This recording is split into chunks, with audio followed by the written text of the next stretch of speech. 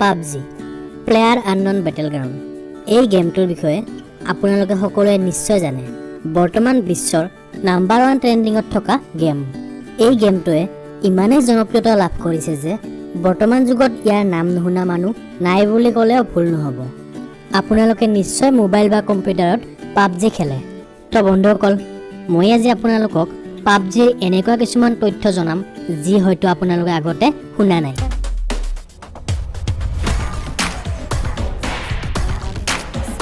আহক আমি এই ভিডিঅ'টিত চাওঁ পাবজিৰ লগত জড়িত কিছুমান ইণ্টাৰেষ্টিং তথ্য।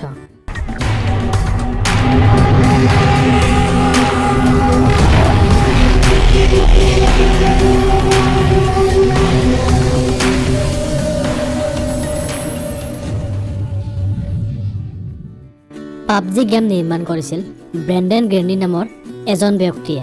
তেওঁ সৰুৰে পৰাই বেটেল ৰয়েল আৰু শ্বুটিং গেম খেলি ভাল পাইছিল। 2013 চনত তেওঁ আৰ্মাৰ 3 নামৰ গেমটোৰ লগত কাম কৰিছিল, যিটো পাবজিৰ নিচিনা এবিধ হাই গ্ৰাফিক্স অনলাইন গেম আছিল। ইয়াৰ পিছত তেওঁক ছনীৰ গেম কিং অফ দি কিলৰ বেইট কনচালটেণ্ট হোৱাৰ সুবিধা পাইছিল। ছনীৰ লগত তেওঁ বহুকেইদিন ধৰি কাম কৰি আছিল।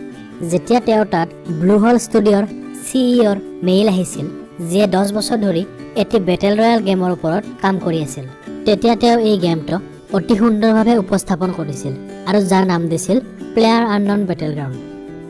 পাবজিৰ যিকোনো মেটচ এখন জিকাৰ পিছত উইনাৰ চিকেন ডিনাৰ বুলি কোৱা হয় আৰু প্ৰতিজন প্লেয়াৰে এইটো পাবলৈ অহৰহ প্ৰচেষ্টা চলায়।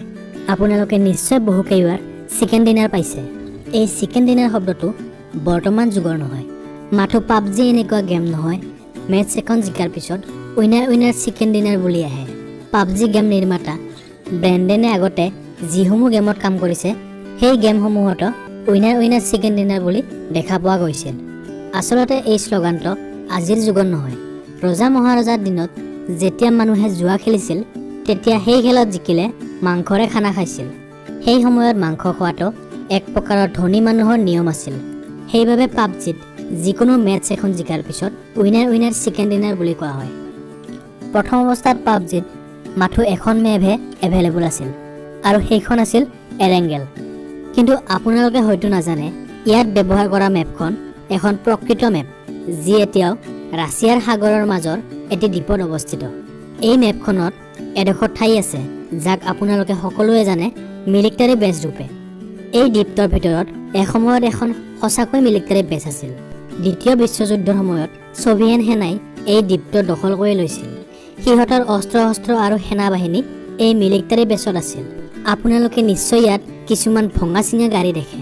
এই গাড়ীসমূহ সেই সময়ৰ যুদ্ধতেই এনেকে পৰি আছিল। এই মেপখন সম্পূৰ্ণ ব্ৰেণ্ডনে তৈয়াৰ কৰা। এৰেংগেলৰ নাম আইৰিছ শব্দ এৰিনৰ পৰা লোৱা হৈছিল, যাৰ অৰ্থ হৈছে এটি সাগৰীয় দ্বীপ, আৰু ব্ৰেণ্ডনৰ ছোৱালীজনীৰ নাম হৈছে এৰিন। সাধাৰণতে যিকোনো গেম নতুনকৈ মুকলি কৰাৰ পিছত জনপ্ৰিয়তা লাভৰ বাবে কোম্পানীয়ে বহু টকা খৰচ কৰে এডভাৰটাইজমেণ্টৰ বাবে। কিন্তু পাবজি একমাত্ৰ এনেকুৱা গেম যিয়ে এডভাৰটাইজমেণ্টৰ ক্ষেত্ৰত প্ৰথম অৱস্থাত এটকা খৰচ কৰা নাছিল।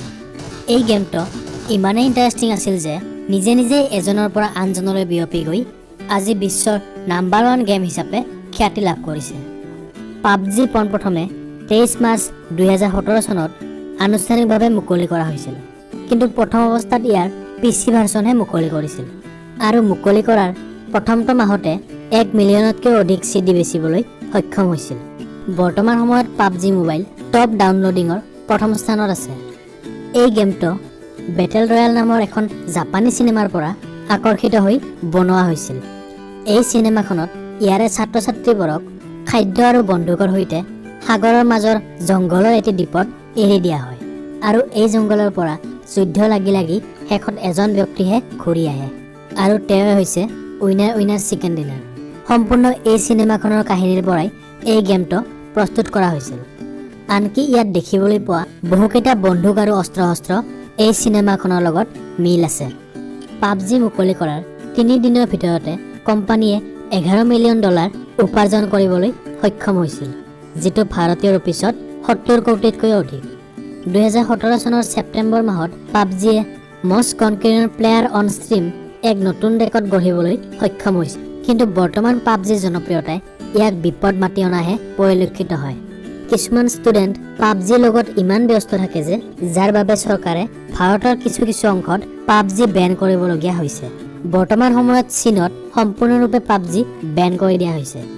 বন্ধুসকল, গেম আপোনালোকে খেলক, কিন্তু নিজৰ আজৰি সময়ত। পাবজিৰ ভিতৰত আপুনি ইমানো সোমাই নাযাব যে যিয়ে আপোনাৰ পঢ়া পাতিৰ লগতে ব্যক্তিগত জীৱনত বেয়া প্ৰভাৱ পেলায়। তো বন্ধুসকল, আজিৰ ভিডিঅ'টিত এইখিনিয়ে। যদি ভিডিঅ'টি চাই কিবা জানিব বা শিকিব পাৰিলে তেন্তে লাইক শ্বেয়াৰ নিশ্চয় কৰিব। লগতে আপোনালোকৰ মতামত মোক তলত কমেণ্ট কৰি নিশ্চয় জনাব।